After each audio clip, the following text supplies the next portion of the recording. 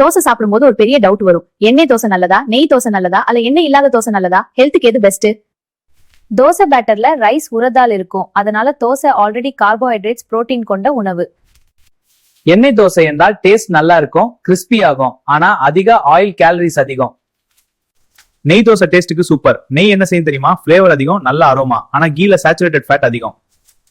Oil இல்லாம dosa சுடினால் calories குறையும், fat intake குறையும். அதனால வெயிட் லாஸ் டயட்ல இந்த ஆப்ஷன் நல்லது.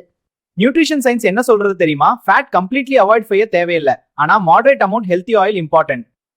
ஹெல்த் பெர்ஸ்பெக்டிவ்ல லிட்டில் ஆயில் தோசை அல்லது little ghee dosa best option. அதிக ஆயில் அவாய்ட் பண்ண வேண்டும். பல செய்யும் மிஸ்டேக், ஒரு தோசைக்கு 2-3 ஸ்பூன் ஆயில் சேர்ப்பது. இதனால் கேலரிஸ், ஃபேட் அதிகமாகும்.